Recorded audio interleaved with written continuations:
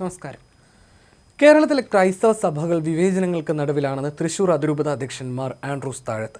ന്യൂനപക്ഷങ്ങൾക്ക് ലഭിക്കേണ്ട അവകാശവും പ്രാതിനിധ്യവും നൽകാതെ ക്രൈസ്തവരെ തഴയരുത്. അങ്ങനെയുണ്ടായാൽ വരുന്ന തെരഞ്ഞെടുപ്പുകളിൽ നിലപാട് ശക്തമാക്കുമെന്നും ആൻഡ്രൂസ് താഴത്ത് വ്യക്തമാക്കി. ഇനിയും വിവേചനങ്ങൾ തുടർന്നാൽ രണ്ടാം വിമോചന സമരം നടത്തേണ്ടി വരുമെന്നും തൃശൂർ അതിരൂപത മുന്നറിയിപ്പ് നൽകി. വിവേചനങ്ങൾ നേരിട്ടപ്പോഴെല്ലാം സഭ ശക്തമായി പോരാടിയിട്ടുണ്ട്. വീണ്ടും അത്തരമൊരു സമരത്തിന് ഇറങ്ങേണ്ട സമയമാണ്. വേണ്ടി വന്നാൽ രണ്ടാം വിമോചന സമരവും നടത്തേണ്ടി വരും. അതിലേക്ക് തങ്ങളെ തള്ളിവിടരുതെന്നാണ് സർക്കാരിനോട് അഭ്യർത്ഥിക്കാനുള്ളതെന്ന് മാർ ആൻഡ്രൂസ് താഴത്ത് പറയുന്നു. ന്യൂനപക്ഷങ്ങൾക്ക് ലഭിക്കേണ്ട അവകാശവും പ്രാതിനിധ്യവും ഞങ്ങൾക്ക് വേണം. ഞങ്ങളെ തഴഞ്ഞാൽ മറ്റുള്ളവരെയും ഞങ്ങൾ തഴയും. തദ്ദേശ നിയമസഭാ തിരഞ്ഞെടുപ്പുകളിലും ഇതേ സമീപനം തന്നെയായിരിക്കും സ്വീകരിക്കുക. ഇപ്പോൾ പരസ്യമായി ഒരു നിലപാട് പറയാൻ ആഗ്രഹിക്കുന്നില്ല. സഭ സംഘടിപ്പിക്കുന്ന സമുദായ ജാഗ്രത സദസ്സിൽ ഇക്കാര്യങ്ങളെല്ലാം വിശദമായി ചർച്ച ചെയ്യുമെന്നും മാർ ആൻഡ്രൂസ് താഴത്ത് വ്യക്തമാക്കി. രാജ്യത്തെ ക്രൈസ്തവർ ഭീഷണി നേരിടുകയാണെന്നും മതപരിവർത്തന നിയമത്തിന്റെ പേരിൽ ആക്രമിക്കപ്പെടുകയാണെന്നും അദ്ദേഹം പറഞ്ഞു. ഇക്കാര്യത്തിൽ പ്രധാനമന്ത്രി നരേന്ദ്രമോദിയെ കണ്ട് ആശങ്ക അറിയിച്ചതായും അദ്ദേഹം പറഞ്ഞു.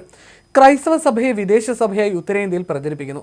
ക്രൈസ്തവ സഭയ്ക്ക് 2000 വർഷത്തെ പഴക്കമുണ്ട്. അതുകൊണ്ട് തന്നെ സഭ ഭാരതീയമാണ്.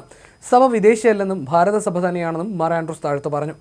രാജ്യത്തെ ക്രൈസ്തവർ ഭീഷണി നേരിടുകയാണ്. മതപരിവർത്തന നിയമത്തിന്റെ പേരിൽ ആക്രമിക്കപ്പെടുകയാണ്. ഇന്ത്യൻ ഭരണഘടന സംരക്ഷിക്കപ്പെടണം. ആക്രമണങ്ങളിൽ വേദനയുണ്ട്.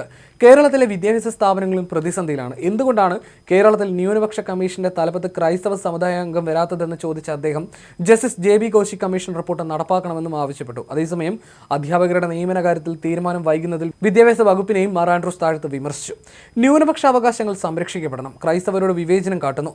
ഭരണഘടനയ്ക്കെതിരായി ചില മതങ്ങളെ അംഗീകരിക്കുക, ചില മതങ്ങളെ എതിർക്കുക എന്ന സമീപനം ഭരണഘടനയ്ക്കെതിരാണ്. ന്യൂനപക്ഷങ്ങൾക്ക് ലഭിക്കേണ്ട അവകാശവും പ്രാതിനിധ്യവും തങ്ങൾക്കും വേണം.